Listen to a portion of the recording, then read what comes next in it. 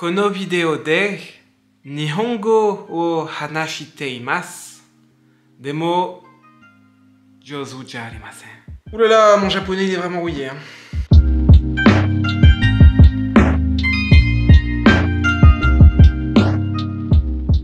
Et salut tout le monde, j'espère que vous allez bien. Alors on se retrouve aujourd'hui pour la deuxième et dernière partie de mes vidéos en partenariat avec les éditions Jungle. Je ne sais pas si vous avez vu ma vidéo de la semaine dernière, auquel cas je vous la mets dans le petit i, mais la semaine dernière je vous ai présenté Jungle Urbaine, donc une BD de Sébastien Vioza et de Camix, BD qui est sortie courant du mois d'août, et aujourd'hui je vais vous parler d'une seconde sortie des éditions Jungle qui vient tout juste de sortir il y a à peine quelques jours. C'est déjà disponible en librairie et je vais vous parler un petit peu de Katsuo. Katsuo, c'est une BD de Stéphane Tamaillon et de Franck Dumanche au scénario, de Raoul Paoli au dessin et de Joël Odon aux couleurs. Katsuo, c'est le premier tome d'une saga qui aura au moins 2 tomes et peut-être plus, saga dans laquelle on va retrouver le personnage de Katsuo. Katsuo, c'est un jeune lycéen japonais. La famille de Katsuo vit à Tokyo et elle est propriétaire d'un dojo où on enseigne donc le kendo, donc qui est un art martial japonais qui se fait avec un bâton au lieu d'un sabre. Il me semble que ça reprend les codes de combat des samouraïs. Sauf que, aux grandes dames de sa famille, Katsuo, il est pas méga intéressé par le kendo et il préfère les mangas et les jeux vidéo. Bon, entre nous, je le comprends, donc je vais pas trop critiquer. Donc Katsuo, il a quelques petits problèmes relationnels, que ce soit avec sa mère, son grand-père, parce qu'il le trouve pas assez investi dans cet héritage familial, jusqu'au jour où, un soir, Katsuo va suivre son grand-père en pleine nuit, qui va aller dans un sous-sol du dojo, sous-sol dont Katsuo ne soupçonnait même pas l'existence, et il va découvrir que dans ce sous-sol, sa famille possède un sabre très très étrange, ainsi qu'une armure. Katsuo va laisser son grand-père partir tout doucement et lui il va aller un petit peu fouiner dans ses souterrains et il va finir par toucher le katana de samouraï et ça va le propulser des centaines d'années dans le passé puisqu'il va débarquer en 1627 en pleine ère Edo au Japon. Piégé en plein Japon féodal, Katsuo va alors tout faire pour essayer de rentrer chez lui et de regagner son époque, tout en devant affronter un mal assez sombre qui s'incarne par le biais du samouraï noir. Je ne vous en dis pas plus, mais sachez que Katsuo ne sera pas seul dans sa quête puisqu'il va être entouré de plusieurs personnages assez hauts en couleur et en caractère que j'ai personnellement tout particulièrement apprécié. Mais tout comme la semaine dernière, avant de vous donner mon avis un petit peu plus en détail, je vous propose de rencontrer avec moi, en visio, Raoul Paoli, qui est donc le dessinateur de cette BD. Bon, et bien comme prévu, on se retrouve donc en visio avec Raoul Paoli. J'ai préparé quelques petites questions pour qu'on parle un petit peu plus en détail de ce premier tome de Katsuo. Alors bonjour Raoul. Bonjour Quentin. Eh bien, merci de prendre du temps pour cette petite interview. Ça me fait plaisir de te voir un peu en visio. Eh ben, moi aussi, merci beaucoup pour l'invitation. Ça fait très plaisir. Ouais, déjà, avant toute chose, je voulais dire que personnellement, j'avais vraiment beaucoup aimé ma lecture de Katsuo. Vraiment, belle plongée dans le Japon féodal. C'était merci beaucoup. Cool. Pour commencer cette interview, j'avais envie de te demander comment est-ce qu'il est né le projet? Est-ce que c'est un projet qui est né de ton côté? Est-ce que c'est né du côté des scénaristes? Comment ça s'est passé toute la naissance de cette nouvelle saga? Eh ben, écoute, ça s'est passé en fait dans le cadre d'un festival. Je crois que c'était en 2017. Je ne vais pas te raconter de bêtises. J'étais dans un festival pour dédicacer mes précédents albums. Et il y a un des 2 scénaristes, donc Franck Dumanche, qui est passé me voir. Donc grand fan de bande dessinée aussi, qui est passé un petit peu faire le tour des auteurs, et qui m'a tout simplement proposé le projet, qui à l'époque s'appelait Katsu, si mes souvenirs sont bons. Donc je lui ai dit pourquoi pas, l'histoire était plutôt intéressante, ça mélangeait, il y avait du retour vers le futur, il y avait des samouraïs, il y avait tout ça, donc je me suis dit pourquoi pas, donc on s'est lancé là-dedans, et puis au fur et à mesure on a monté le projet petit à petit, mais c'est vraiment comme ça que ça a commencé. C'est Franck qui vient me démarcher en festival. Voilà. D'accord, donc c'est vraiment un projet qui a été construit et qui est né conjointement. C'est pas quelque chose sur lequel tu es arrivé sur le tard. Non. Okay. Non, pas du tout. Pas du tout. C'est vraiment, on a commencé à vraiment le travailler début 2018. Donc malgré tout, c'est un projet qui remonte. Ah ouais, ça fait un petit moment. de 2018. Et puis, petit à petit, on avait fait évoluer le projet. Il y a eu quand même une pause entre-temps, hein. Beaucoup de réécriture de scénario. Et puis voilà, pour finalement rencontrer les éditions Jungle et pour que ça voit le jour. Et alors, sur la couverture donc de ce premier tome, on voit que les scénaristes sont Franck Dumanche, mais il y a aussi Stéphane Tamaillon. Alors, Tout à fait. il vous a rejoint un petit peu plus tard et j'avais envie de savoir comment ça s'est passé, un peu cette collaboration tous les trois, et puis comment ça se passe au niveau des allers-retours, parce que j'imagine que ça ne doit pas être simple de mettre sur papier un personnage qui n'a pas été forcément inventé que par toi. Mhm. Écoute, Stéphane, comme je dis, il y a eu plusieurs vies dans le projet. Il y a eu cette première vie, en fait, au début, aux alentours de 2018, avec différentes moutures de scénario. Et puis après, en fait, on a trouvé ça bien qu'il y ait une nouvelle fraîcheur sur le projet. Stéphane s'y connaît quand même très bien au niveau du Japon, toute cette culture-là aussi. Donc, du coup, effectivement, après, il est arrivé sur le projet, il y avait quand même pas mal de choses qui avaient été faites, mais ça a permis à Stéphane d'apporter beaucoup de richesse à l'univers et aux personnages. Donc voilà, pour ça, c'est vrai qu'il est arrivé, ça a fait du bien aussi effectivement à l'équipe. Et oui, la collaboration, c'est très très bien passé. On essaie d'être à l'écoute quand même, chacun les uns avec les autres, que ça soit moi au niveau du dessin, où il faut accepter les remarques, les choses qui y vont, les choses qui vont un petit peu moins. Et donc, c'est pareil au niveau du scénario, on essaie d'avoir une bonne collaboration et que chacun puisse intervenir malgré tout sur le travail de l'autre, avec notre éditrice, bien entendu, au-dessus de tout ça, Anne-Charlotte, qui chapeaute un peu tout ça et qui permet d'unifier un petit peu tous les différents domaines de la BD. Alors, donc, en parlant d'ailleurs de l'édition, à la fin de ce premier tome, on se retrouve avec un petit, même un gros cliffhanger qui promet une suite plutôt cool. Donc, je To voulais be savoir... continued. Donc, je voulais savoir si justement cette suite, elle était déjà en cours de création. Est-ce que ça sera une duologie ou est-ce qu'on peut espérer avoir encore plus de tomes derrière? Écoute, le tome 2, donc oui, effectivement, est en route. Donc ça, c'est officiel. Il sortira l'année prochaine. Okay. On a commencé à travailler dessus. On sait exactement où ça démarre et où ça termine. Donc, on a vraiment la structure principale de ce tome 2.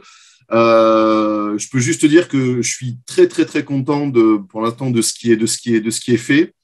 Il y a vraiment plein de nouvelles idées. Ça va être malgré tout assez différent du tome 1. Et ce qui est plutôt bien, d'apporter une nouvelle richesse et de nouveaux angles de vue là-dessus. Moi, j'ai commencé à travailler sur le storyboard, hein, parce qu'on compose comme ça, un storyboard crayonné et après ancrage. Donc là, déjà, je suis sur le storyboard pour essayer de poser tout ça. Et pour l'instant, c'est vraiment génial. Il y a de nouveaux enjeux, il y a de nouveaux personnages. Donc oui, et puis pour la suite, on verra. Après, ça dépend plus de nous. Oui. Nous, je pense que porte-parole de tous les autres dans l'équipe. Tant que ça peut continuer, on continuera parce que vraiment, ça a été un plaisir de bosser sur ce tome 1 avec ces personnages et cette sensibilité dans laquelle je me suis vraiment retrouvé. Donc, écoute, si on peut aller sur des tomes comme One Piece, je signe. Mais ça, on verra. Ok, très bien. Et j'espère vraiment parce que ce premier tome, déjà, il nous a posé plein d'éléments super intéressants pour cet univers et j'espère vraiment qu'on aura l'occasion de le creuser. D'ailleurs, tu parlais un petit peu de l'influence, un peu de Retour vers le futur. Moi, je suis très curieux de savoir si, donc comme je le disais en début de vidéo, on va suivre donc Katsuo de nos jours, mais on va aussi le suivre pendant l'ère Edo. Moi, j'ai hâte de savoir si on va avoir d'autres époques passées ou non. Plus tard dans le tome 2 ? Oui, ou même dans les tomes suivants, s'il y en a. De toute façon, à partir du moment où tu abordes une histoire temporelle, il faut essayer d'exploiter tout ça au maximum, en restant cohérent, bien entendu, avec les enjeux qu'on a installés. Voilà, moi, je peux pas trop révéler, mais effectivement, vu qu'on a beaucoup développé le Japon médiéval dans ce premier tome, on va essayer d'aller un petit peu ailleurs pour le tome 2. Et effectivement, tant que ça reste raisonnable et malgré tout cohérent, même si dans les voyages temporels, tu es obligé de tomber à un moment donné sur un truc qui ne l'est plus trop avec des paradoxes et des trucs comme ça, on va essayer d'exploiter quelque chose avec ça, c'est sûr. Ok. Alors, ce qui est toujours sympa quand on interviewe un dessinateur, c'est qu'on peut parler un petit peu technique. Moi, je vais me demander un petit peu comment est-ce que tu t'y étais pris pour donner vie à tout cet univers, sur quoi est-ce que tu travailles? Est-ce que tu travailles sur papier? Est-ce que tu travailles sur tablette? Comment est-ce que ça se passe? Alors, au niveau du travail, c'est tablette graphique, tu vois, elle n'est pas grande, hein. Je travaille sur iPad Pro. D'accord. C'est plutôt récent. Avant, j'ai toujours travaillé sur tablette Wacom. C'est le matériel, en principe, sur lequel travaille la majorité des dessinateurs qui travaillent sur tablette. Donc, non, effectivement, pas du tout de papier. J'adorerais faire des trucs en traditionnel avec des belles aquarelles, des trucs comme ça. Ça serait. Mais non, là, effectivement, moi, je fais tout sur tablette. Bon, ça permet aussi une certaine entre guillemets rapidité d'exécution, hein, sur tous les strates du travail. Hein. Ça permet sur bien des aspects d'aller entre guillemets beaucoup plus vite aussi, qui est un aspect pas négligeable. Et puis après, pour les références, de toute façon, les lecteurs pourront le retrouver à la fin de l'album, où il y a un petit carnet graphique qui est à l'intérieur, où je parle effectivement des différentes références. Alors, les références sont peut-être, certaines sont volontaires, d'autres le sont beaucoup moins, parce que je pense que c'est un bagage aussi de lecture et de différentes références accumulées au fur et à mesure des années. Mais oui, effectivement, il y a eu plusieurs choses qui ont été piochées de ci, de là, du côté de Akira, du côté de certains films aussi, de certains films d'animation qui m'ont particulièrement plu, de séries. Il y avait Samurai Champloo qu'à l'époque j'aimais beaucoup, où je m'étais pas mal inspiré, que ce soit au niveau de certains personnages ou de la dynamique tout simplement, parce que Samurai Champloo, ça allait à 100 à l'heure, parce qu'on m'a toujours dit que j'avais un style qui se rapprochait du manga, donc c'est vrai que ça correspondait bien au sujet qu'on développait. Mais c'est vrai que oui, il y a quelque chose d'assez dynamique et qui a peut-être été tiré de toutes ces influences-là. Je te dis Akira, les animés et tout ça. Mais pas quelque chose effectivement en particulier vraiment. Raoul, merci beaucoup pour ce petit moment. C'était vraiment un plaisir de te rencontrer et puis d'avoir réponse à ces petites questions. J'espère que ça merci à toi aussi à nos auditeurs. J'espère. Sur ce, moi je te dis à très très bientôt et puis j'espère qu'on aura l'occasion peut-être de se revoir pour la sortie du second tome. Eh ben, avec plaisir, plaisir. Le rendez-vous est pris. Ça marche. Allez, ciao. Merci encore. À bientôt. Et voilà, c'est tout pour la rencontre avec Raoul Paoli. J'espère vraiment que ça vous a plu. Personnellement, ça a été un vrai plaisir de le rencontrer. C'est un auteur que je ne connaissais pas particulièrement et vraiment maintenant, j'ai envie de découvrir toute son œuvre parce que je l'ai trouvé super sympa et puis j'adore son style de dessin. Et d'ailleurs, j'avais envie de vous en parler un petit peu parce que personnellement, j'ai eu un petit coup de cœur pour Katsuo. J'ai vraiment passé un super moment du début à la fin. J'ai à peine commencé la BD que j'ai été vraiment pris et happé dans le récit. J'ai trouvé ça drôle, j'ai trouvé ça bien construit. J'ai trouvé que les personnages étaient vraiment super, il y a plein de fois où j'ai ri et en même temps j'avais envie d'en savoir plus, je voulais voir jusqu'où Katsuo allait aller, est-ce qu'il allait réussir à rentrer chez lui et puis est-ce qu'il allait devoir combattre à nouveau ce samouraï noir qui vraiment fait planer son ombre pendant toute l'intégralité de la BD. Et vraiment ça a été une super lecture, j'ai adoré parce qu'il y a énormément donc de références à la pop culture et en même temps on est en plein Japon féodal mais en même temps il y a un petit peu de créatures surnaturelles. Bref, je trouve que tout le folklore de ce Japon médiéval, il est vraiment hyper bien creusé et hyper bien utilisé et j'ai passé, je vous le redis, un super moment de lecture. Au niveau du dessin, j'ai tout particulièrement apprécié le trait de Raoul Paoli ainsi que tout le travail sur les couleurs. Vraiment, la BD, elle est super colorée, elle est rythmée, je trouve que les personnages sont très très expressifs et puis les paysages sont hyper beaux, vraiment. C'est un plaisir à lire, c'est un plaisir à regarder. Et d'ailleurs, dans le trait, ça m'a rappelé quelques mangas francophones qu'on peut par exemple voir chez Ankama. Il y a ce côté un petit peu Dofus, que ce soit dans les couleurs, dans ce trait un petit peu rond, et en même temps avec ces personnages qui ont beaucoup de caractère.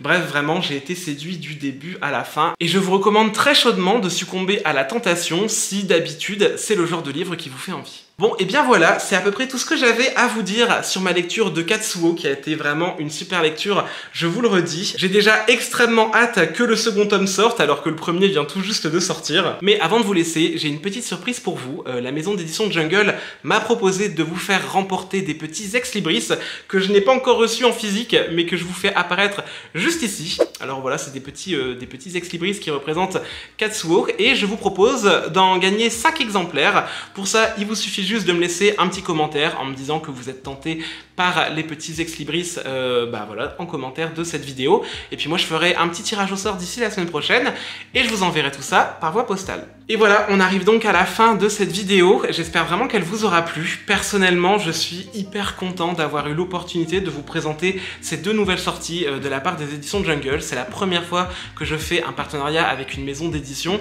Et pour tout vous dire, je suis assez content et assez fier d'avoir pu le faire avec Jungle, parce que voilà, ils sortent des BD que je trouve hyper sympas et puis qui sont adaptés pour tous les âges. Et d'ailleurs, si ce format vous a plu, eh bien n'hésitez pas aussi à me le dire dans les commentaires et puis j'essayerai de le refaire dans un futur plus ou moins proche. Là-dessus, moi, comme d'habitude, je vous souhaite de très belles lectures, prenez bien soin de vous et on se retrouve très bientôt dans une prochaine vidéo.